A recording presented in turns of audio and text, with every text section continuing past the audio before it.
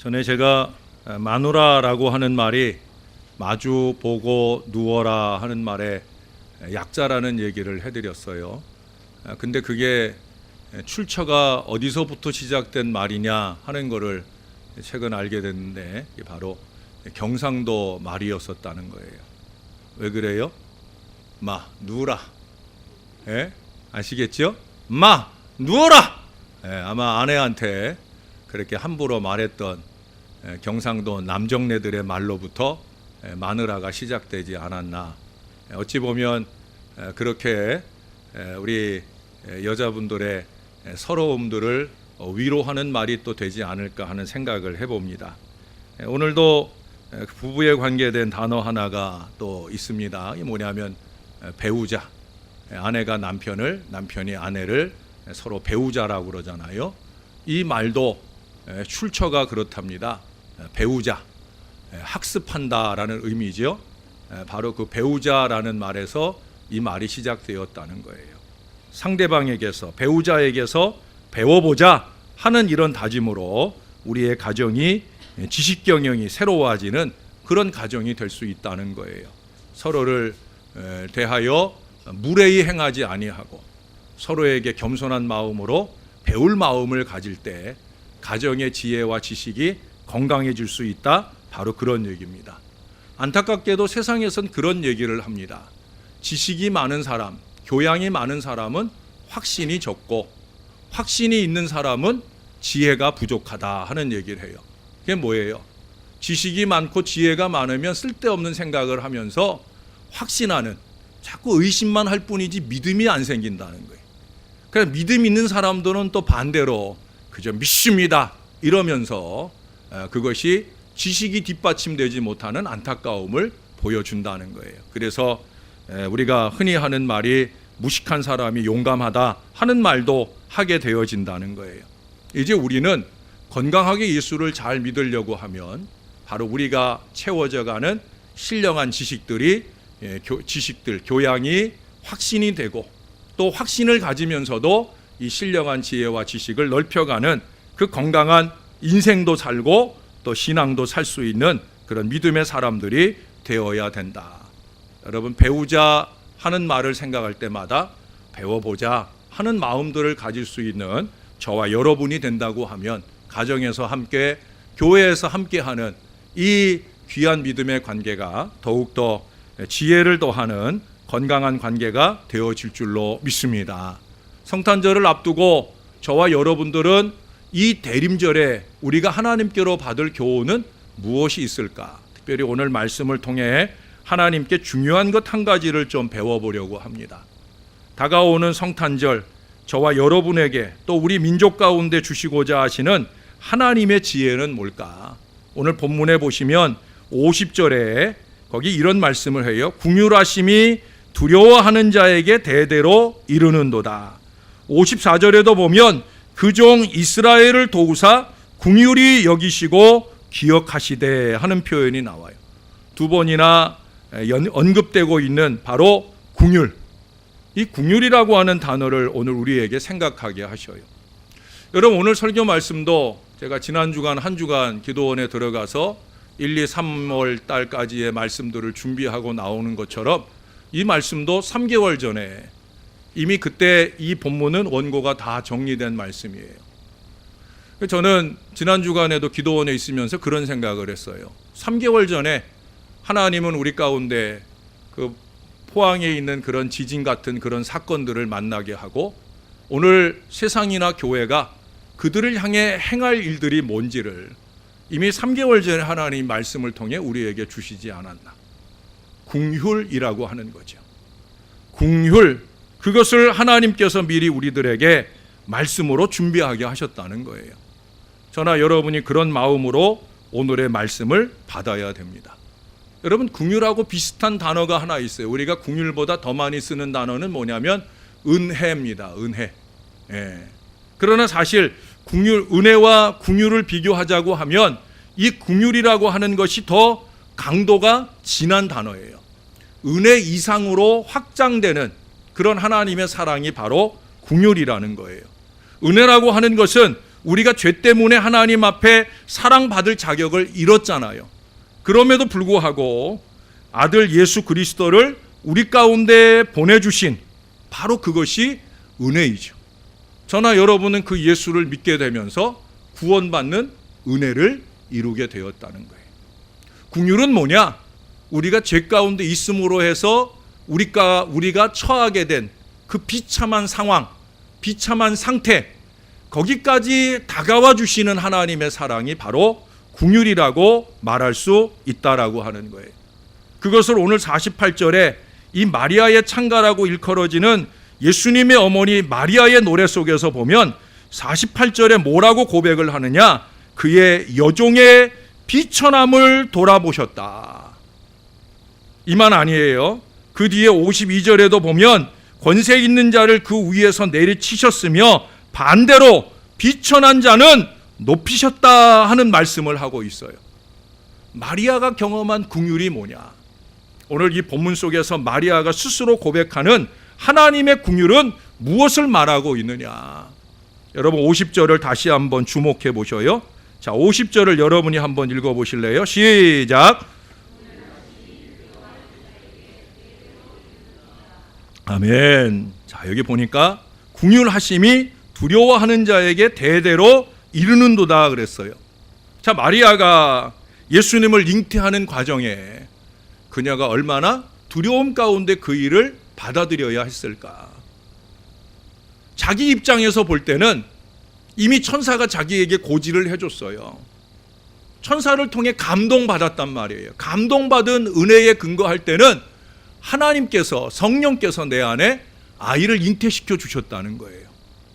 그런데 세상 사람들은 그렇게 생각하지 않는 게 현실인 거죠. 나는 은혜로 감동을 받았는데 세상 사람들은 그들의 사고와 지식에 근거해서 내가 잉태한 이 일을 판단하고 난도질할 것이 뻔하다는 거예요. 그들이 함께 힘을 모아서 돌을 던질 수도 있는 거예요. 이 어린 소녀가 얼마나 많이 두렵겠습니까? 그래서 그녀는 이 두려운 상황에 처한 자기를 표현할 때 뭐라고 표현하느냐? 50절에 이제 48절을 먼저 보면 그 여종의 비천함을 돌아보셨다. 아까 읽었죠? 52절 하반절에도 비천한 자를 높이셨다 그랬어요. 근데 여기 여종의 비천함이라고 표현을 했는데 우리 지금 성경은 여종이라고 했지만 옛날 개역 한글은 계집종이라는 표현을 썼어요. 계집종이라고 하는 말, 여종보다도 더 자신을 비하하는 그런 처지에 놓인 그런 모습들을 얘기하는 거예요. 비천한 계집종이었다라고 하는 거예요. 신분적으로 무척 낮다는 얘기예요. 그래서 영어 성경에 보면 이 계집종의 비천함, 비천한 계집종, 이것을 표현할 때 low estate, 이게 무슨 말이냐면 신분이, 에스테이트, 신분이 낮다는 거예요. 낮은 신분, 낮은 신분의 계집종이라는 거예요. 영어 성경에 여러 번역본이 있는데 그 중에 어떤 성경은 헌불이라고 하는 단어를 썼어요. 아주 초라하다는 거예요. 그게 지금 이 마리아가 가진 사회적 현실이고요. 이제 성령으로 잉태됐어도 세상이 이해할 수 없는, 세상의 지식으로는 감당이 안 되는 아기를 태중에 가진 자기가 그 사실이 드러났을 때 받게 될 수모를 생각할 때 너무 초라하고 외롭고, 심지어 그렇기 때문에 50절에 말씀하는 것처럼 두렵다는 거예요. 떨린다는 거예요. 그런 가운데 지금 우리 하나님께서 마리아를 찾아와 주셨다라고 하는 거예요. 지금 심각한 열등감에 처해 있는 이 마리아에게 긍휼을 더해 주셨다라고 하는 거예요. 근데 여기 보면은 아주 독특한 표현이 하나 더 나와요. 그게 뭐냐면 긍휼히 여기시는 하나님이라고 하는 그 표현입니다. 긍휼히 여기시는 하나님, 긍휼히 여기는 하나님이 어떤 하나님이냐? 이 긍휼히 여기시는 하나님이라고 하는 걸 히브리 말로 표현하면 엘 라훔이라고 합니다. 엘 하나님, 라훔, 긍휼히 여긴다라는 거예요. 긍휼히 여기는 하나님. 근데 이 라훔이라고 하는 단어가 레켐이라고 하는 히브리어 원어에서로부터 출발한 단어예요. 레켐이라고 하는 말은 무슨 뜻이냐면 우리 여자분들 아이를 품는 바로 자궁을 말하는 거예요. 여기서 말하는 이 궁율이라고 하는 것은 그 궁율을 말하는 가장 좋은 표현은 뭐냐? 바로 여자분들의 자궁이에요. 또는 레켐은 여자분들의 가슴을, 아이에게 젖을 물리는 가슴을 말하기도 해요. 결국 궁율이라고 하는 건 뭐냐? 우리 어머니들이 아이를 태중에 잉태할 때, 그 아이를 세상에 태어나게 할 때, 태어난 이후로부터 그 아이를 꾸준히 품에 안으며 젖을 먹여 키우는 그 모든 사랑의 베품, 그것이 바로 궁율이에요. 하나님의 궁율이 그와 같다는 거예요. 아니, 그 이상의 사랑으로 다가오셔서 지금 여기에 외로워하고 두려워하고 아파하면서 어쩔 줄 몰라 하는 이 어린 소녀, 비참함을 느끼고 있는 이 열등감 속에 빠져 있는 이 소녀에게 다가오셔서 그 마음을 위로하시고 회복하시며 일으켜 세워주신다라고 하는 거예요. 마리아는 이 찬가를 부르면서 그의 마음 가운데 있던 모든 열등감이 눈처럼 녹아지면서, 그래, 나는 하나님의 은혜를 받은 여자야 라고 하는 그 신령한 고백을 오늘 장황하게 고백해내고 있는 거예요. 그 열등감을 넘어서서, 두려움을 넘어서서 일어서게 된 이 한 여인의 심정을 여러분들이 좀 한번 생각을 해보셔요. 사랑하는 여러분, 하나님의 궁율은 바로 이런 궁율이에요. 저나 여러분은 이 하나님의 궁율이 늘 필요한 사람인 줄로 믿습니다. 얼마나 많이 답답하고 힘든 여정을 사셔요. 예? 저나 여러분은 궁율이 필요해요. 그런데 이 궁율은 어떤 사람에게 안겨지느냐? 여러분, 교만한 사람에게 두 가지 특성이 있다는 얘기를 했었을 거예요. 첫째는 뭐냐? 교만한 사람은 자기의 잘못을 인정할 줄 몰라요. 두 번째는 교만한 사람은 용서나 도움을 정직하게 구할 줄을 몰라요. 잘못도 인정하지 못하고 용서나 은혜, 용서나 은혜, 도움을 정직하게 구할 줄 모른다라고 하는 거예요. 그래서 지지난주에도 제가 그런 얘기 했잖아요. 교만의 봉우리가 높은 사람은 은혜에 잠겨지는 경험을 할 수가 없다. 그럴 수밖에 없는 거예요. 은혜라고 하는 건 아까도 얘기했잖아요. 나는 죄인입니다 하는 고백으로부터 은혜는 출발하는 거예요. 하나님 나를 구원해 주세요, 도와주세요 라는 간절함으로부터 은혜에 잠길 수 있는 거예요. 그런데 회개할 줄도 몰라요. 하나님의 도움을 구할 줄도 몰라요. 그러니 은혜나 궁율이 자기 것이 될 수 없는 거예요. 정말 나를 끌어안아 주시는 하늘의 궁율을 입자고 하면 저나 여러분이 택해야 될 일은 다른 거 없어요. 여러분, 제가 자주 여러분들에게 진실을 얘기하고 정직을 얘기하고 신실을 얘기합니다. 그러나 저도 사람이고 여러분들도 사람이에요. 우리가 몸부림치며 애쓰지만 안타깝게도 그렇지 못하게 살 때가 없지 않아 있는 거예요. 문제는 그 다음이죠. 바로 회개하고 돌이킬 기회를 외면하는데 사실은 더 큰 문제가 있는 거예요. 아담과 하와의 에덴 동산에서의 추방도 그것에 근거하고 있다는 말씀을 드렸었지요. 그렇습니다, 여러분. 회개하면 기회가 열리는데 내가 죄인입니다, 내가 잘못했습니다, 그러면 사람 사이의 기회도 열리고 더더욱더 하나님 앞에 기회가 열리는데 우리가 그걸 해내지 못하고 있다는 거예요. 도움은 필요한데 애매하게 뭉뚱그려서 하나님이 분명하게 주실 그 도움을 얻지 못하는 어리석음 속에 머물게 된다는 거예요. 여러분, 연변의 과학기술대학교에 계시는 김진영 박사님이 중국에서 오랜 동안 살면서 이 중국 사람들이 보여주는 아주 부정적 특징이 있다는 거예요. 그건 뭐냐? 이 사람들에게 없는 단어가 두 가지 있다는 거예요. 그게 뭐냐면 I am sorry, 내가 잘못했습니다 하는 말을 잘 안 한다는 거예요. 두 번째는 thank you, 감사합니다 라는 말도 잘 안 한다는 거예요. 그런데 이들과 비교해서 제가 여러분들에게 한번 말씀드린 적이 있을 거예요. 미국 사람들은 안 그래요. 그 사람들은 항상 I am sorry, thank you를 남발하다시피 합니다. 심지어 말씀드렸죠. 내가 발을 밟힌 상황일 때도 밟은 사람은 당연히 I am sorry 하지만 밟힌 사람도 I am sorry를 찾아간다는 거예요. 무엇이 그들에게 그것을 가능하게 했겠습니까? 그것은 바로 기독교 신앙이에요. 기독교 신앙이 뭐예요? 하나님, 내가 잘못했습니다. 내가 죄인입니다. 고백으로부터 출발하는 게 기독교 신앙이에요. 나를 구원하시기 위하여 이 땅에 와주시고 십자가에 달려 돌아가셔서 감사합니다 라는 게 기독교 신앙이에요. I am sorry와 thank you, 이것을 잊어버리고는 우리가 기독교 신앙 안에 있다고 할 수 없는 거죠. 미국 사람들이 형식상 명목상의 교인들이 많아도 그래도 그들 속에 잔존해 있는 이 기독교 정신이 여전한 것처럼 저나 여러분들도 그렇게 이 신앙적 생활들이 이루어져야 된다는 거예요.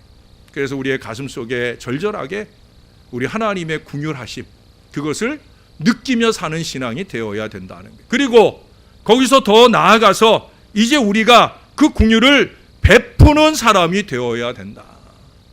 베푸는 사람이 되어야 된다. 입술에 걸린 사랑이 아니라 사랑을 표현할 줄 아는, 사랑을 나눌 줄 아는 이 믿음의 마음으로 발전해야 된다. 여러분, 51절의 표현처럼 우리의 마음속 생각의 교만함도 버리고 53절의 말씀대로 줄이는 자를 좋은 것으로 배불리는 이 주님의 손길로 쓰임 받을 수 있는 그런 사람들이 되어야 된다는 거예요. 비천한 사람들, 두려워하는 사람들에게는 물론이고 할 수만 있으면 미운 사람들에게까지라도 긍휼의 보자기로 감싸 안는 은혜가 저와 여러분에게 필요하다는 거예요. 여러분, 미운 사람 죽이기라고 하는 글이 있어요. 좀 제목이 섬찟하지요? 한번 제가 읽어드리려고 그래요. 좀 긴 얘기인데, 미운 사람을 죽이는 아주 특별한 방법이 여기 하나 있습니다. 게다가 죽이고도 절대 쇠고랑을 차지 않는 안전한 방법입니다. 아래의 옛날 이야기를 먼저 읽어보세요. 여기에 바로 그 죽이는 방법이 담겨 있습니다. 혹시 죽일 만한 미운 사람 있으면 잘 들어보세요. 얘기 속에서 무당이 나와요. 목사가 설교하면서 무당 얘기 하나 생각지 마시고 저는 옛날 이야기 적어놓은 거 옮겨드리는 거예요. 그렇게 이해하고 들어주세요. 옛날에 시어머니가 너무 고약하게 굴어서 정말이지 도저히 견딜 수가 없던 며느리가 있었어요. 사사건건 트집 잡고 하도 야단을 쳐서 나중에는 이 시어머니 음성이나 얼굴만 생각해도 속이 막 답답하고 숨이 막힐 그런 지경이 되어버렸어요. 그래서 이 시어머니가 죽지 않으면 내가 죽겠구나 하는 이 위기의식까지 들게 되어서 이 며느리가 몰래 용한 무당을 찾아가게 됩니다. 무당은 이 며느리의 이야기를 다 듣고는 비방이 있다라고 말하는 거예요. 눈이 번쩍 뜨인 이 며느리가 그 비방이 무엇이냐고 다그쳐 물었습니다. 그러자 무당이 시어머니가 가장 좋아하는 음식이 뭐냐 묻는 겁니다. 며느리는 대번에 인절미요 라고 대답을 했어요. 무당은 앞으로 100일 동안 하루도 빼놓지 말고 아침, 점심, 저녁 새로 인절미를 만들어서 그 인절미를 드리면 그러면 100일 뒤에 시어머니가 이름 모를 병에 걸려서 죽을 것이다. 그 얘기를 듣고는 신이 난 거예요.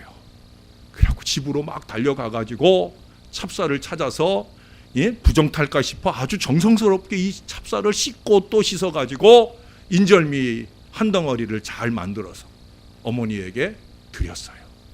인절미 좋아하는 시어머니가 아주 맛있게 먹었어요. 한 끼만 준 게 아니라 2끼, 3끼, 하루만 아니라 이틀, 3일 인절미 대접이 이어지면서 처음에는 시어머니가 그랬죠. 욕을 적어놨는데 제가 욕을 할 수는 없고 얘가 곧 죽으려나? 왜 안 하던 짓을 하고 그래? 그러면서 신기하게 생각을 하는 거예요. 그렇게 이 며느리가 아무 소리도 않고 늘 그렇게 대접해 드려요. 시어머니는 그렇게 보기 싫던 이 며느리가 매일 새로 말랑말랑한 인절미를 해다 바치니까 이 며느리에 대한 마음이 조금씩 달라지기 시작하더라는 거예요. 시어머니는 그렇게도 보기 싫었던 며느리인데 한 달이 지나고 2달이 지나자 그렇게 이뻐 보일 수가 없고 하루도 거르지 않는 이 며느리의 마음에 감동을 받고는 맨날 동네 나가면 며느리 흉보던 시어머니가 며느리 칭찬에 침이 마를 정도였다는 거예요. 그런데 이 며느리가 밖에 나가 보니까 그 변화된 기운을 느낄 수 있는 거예요. 옛날엔 자기가 지나가면은 시어머니 친구들이 입을 삐죽거리고 그랬는데 이번엔 자기가 나가니까, 요새는 자기가 나가면 다 동네 분들이 웃으면서 칭찬해주고, 그리고 어쩜 그렇게 시어머니한테 잘하느냐고 그러면서 그렇게 칭찬을 더하게 되더랍니다. 석 달쯤이 다 되어가면서 며느리는 사람들에게 자신을 야단치기는커녕 칭찬하고 웃는 낯으로 대해주는 이 시어머니를 죽이려고 하는 마음을 가진 자기가 무서워진 거예요.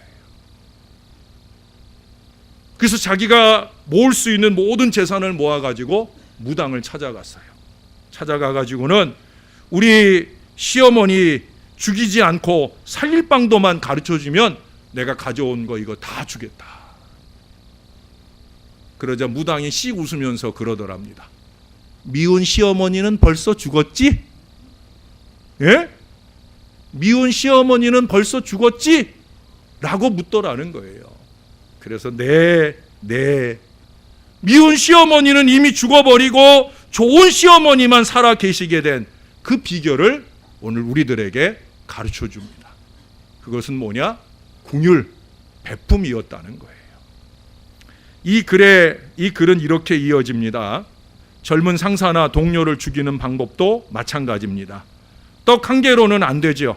적어도 며느리처럼 100번 정도는 인절미를 해다 바쳐야 미운 놈이 죽습니다. 밥이나 커피를 사주세요. 뭔가 그 사람이 필요로 하는 물건이나 일을 당신이 해줄 수 있다면 해주세요. 칭찬할 일이 생기면 칭찬해 주세요. 이런 일을 하실 때마다 수첩에 바를 정자 그려가며 딱 100번만 해보세요. 미운 그놈은 정말 없어질 것입니다. 직장에서 싫은 사람이 있으면 직장 생활 자체가 무척 힘듭니다. 그리고 사람 관계에서 대부분의 경우에는 내가 싫어하면 상대방에게도 그 마음이 전달이 되어서 관계가 갈수록 불편해지기 마련입니다. 그래서 우리들에게 친숙한 미운 놈 떡 하나 더 준다 하는 속담이 생긴 것이겠지요. 여러분, 이건 믿지 않는 사람들 얘기예요. 믿지 않는 사람들이 미움을 극복하는 방법이에요. 저나 여러분들은 그보다 더 달라야 되지 않겠습니까? 왜? 우리에게는 먼저 받은 궁율이 있잖아요. 이 세상 그 무엇과도 비길 수가 없고 바꿀 수도 없는 참으로 비천한 우리의 인생을 궁율이 여겨주신 그 은혜, 그래서 말구유를 마다 않고 오셨고 십자가에 달려 죽으시기까지 그 궁율을 우리에게 베풀어 주심. 이 가운데 그 궁율을 경험하지 않은 분들은 아마 새가족들이나 좀 있을까? 거의 없을 거라고 보여집니다. 이 풍성한 궁율을 생각하면 70번씩 7번이라도를 역설하신 우리 주님의 말씀이 야속하게 들리지 않을 거예요. 뿐만 아니라 상대방의 이 목회적, 신앙적 궁율을 염두에 두고 함부로 무례하게 그 이상 괴악하게 행해서는 더더욱더 안 될 거예요. 어제 새벽에 역대하 마지막 36장의 전반부 말씀을 설교했어요. 거기 8절에 보면 지금 개역개정판에는 악행이라고 표현된 단어가 나와요. 그 악행이라는 단어가 옛날 개역 한글에는 심술이라고 하는 단어, 성경에 심술이라고 하는 표현이 있는 게 재밌고, 근데 그렇게 심술이라고 표현을 했어요. 제가 어제 새벽 설교를 하면서 그런 얘기를 했습니다. 심술은 예수 믿는 사람의 마음이어서는 안 됩니다. 우리 안에 심술이 있다고 하면 우리는 이미 예수 믿는 사람, 하나님을 두려워하고 사는 사람 절대 아닙니다. 못 먹는 감 찔러나 보는 식의 심술, 잘 될 일에 콧바트릴 심술, 그런 심술이 있는 마음으로서는 우리가 감히 하나님 앞에 설 수 없는 거죠. 그 하나님 앞에 내 기도 좀 들어주세요, 나를 긍휼히 여겨주세요 라고 말할 수는 없는 겁니다. 정말 하나님의 긍휼을 입자고 하면 저와 여러분 안에 꿈틀대는 그 어리석은 심술을 내려놓아야 합니다. 주님의 궁휼한 마음이 내 안에, 우리 안에 넘치기를 바랄 수 있어야 된다는 거예요. 왜? 51절 이하를 보면 무서운 말씀을 마리아의 입술을 통해서 합니다. 교만한 자를 흩으신다. 권세 있는 자를 내리치신다. 부자는 빈손으로 보낸다. 누가? 하나님께서 그렇다 하시는 것을 우리가 잊지 말아야 되는 겁니다. 고린도후서 6장 13절의 표현처럼 마음을 넓혀야 되는 이유가 여기 있어요. 그게 바로 성탄절의 정신이요 실천적 삶인 것입니다. 제가 마지막으로 여러분들에게 시를 한 편 좀 읽어드리려 합니다. 친구에게 편지를 띄웠다. 투명한 가을 햇살 속으로 친구이고 싶은 한 사람에게 오후 커피가 향기로우면 그 향기로움으로, 비가 오면 그 빗소리로, 좋은 영화의 감동으로 눈물이 날 땐 그 순수함으로, 꽃빛이 고와서 눈이 부실 때에는 그 아름다움으로 친구가 되고 싶었다. 외로울 때는 가만히 곁에 앉아 있어 주었으면 했고, 슬플 때는 기대어 울 수 있는 어깨가 되었으면, 기쁠 때는 여름날의 물방울처럼 반짝이는 웃음을, 아플 때는 따뜻한 손으로 머리를 가만히 짚어주고 싶었다. 세상 사람들이 모두 등을 돌릴 오해 속에서도 따뜻한 눈빛으로 이해하고, 설령 그 오해가 사실이라도 그럴 수밖에 없었을 내 마음을 감싸주는 사람이고, 그런 친구가 되고 싶었다. 우연히 필연이 되지 못했고 필연이 없으므로 운명도 되지 못했지만 지금도 난 여전히 친구가 되고 싶다. 선입견에 편견에 낡은 틀 속에 가두지 않고 그저 친구이기에 이해하고 감싸주며 따뜻한 눈빛으로 바라봐주는, 그래서 진정 그래 이런 게 친구이구나 하는 언제나 마음에 빛이 되는 그런 친구가 되고 싶다. 참 많이 부족한 이 종도 그렇게 여러분들의 친구가 되고 싶습니다. 친구라는 단어로서는 우리에게 어울리지 않을 수 있겠죠. 친구보다는 교우라는 표현이 어울릴 수 있을 거예요. 그러나 교우로서의 관계 이전에 이런 좋은 친구, 함께 있어서 더 행복한 친구, 그런 친구가 될 마음들이 저나 여러분에게 있어야 되지 않을까. 그것은 다른 이유가 있지 않아요. 저나 여러분의 좋은 궁율의 대상, 좋은 궁율의 근거가 되는 우리 하나님께서 우리를 궁율히 여겨주셨으니까 그 궁율을 절절하게 느끼는 마음의 감동을 가지고 우리의 궁율의 대상, 영원한 친구들이 우리의 곁에 있음을 발견해야 합니다. 저와 여러분의 가정에 있습니다. 직장에 있습니다. 그 어느 성탄절보다도 궁율이 풍성한 성탄절이 될 수 있기를 위하여 눈을 크게 뜨고 여러분의 가정의 가족들에게, 여러분의 직장의 동료들에게, 무엇보다 우리 신월제일교회 이 믿음의 사람들에게 궁율이 풍성한 마음을 넓히는 저와 여러분 성탄절을 향한 아름다운 걸음이 되시기를 우리의 구주 예수님의 이름으로 간절히 축원합니다. 기도하겠습니다. 하나님, 우리를 궁휼히 여겨주셔서 감사합니다. 죽을 수밖에 없는 저희 죄인들, 저희를 구원하시고자 아들 예수를 보내주셨고, 아들 예수는 말구유에 태어나시고 십자가에 달려 죽으시면서 우리를 궁휼로 품어 안아 주신 것 감사합니다. 주님의 그 넓은 가슴에 비하면 저희의 가슴이 너무 비좁고 이기적입니다. 하나님 용서하여 주시옵소서. 하나님 우리의 마음에 궁휼의 넓은 가슴을 허락하여 주시옵소서. 무례와 어리석음으로 행하는 것이 아니라 참으로 예의 있고 지혜롭고 따뜻한 마음으로 하나님의 궁휼을 나타내는 넓은 가슴을 저와 이 모든 자녀들에게 더하여 주옵소서.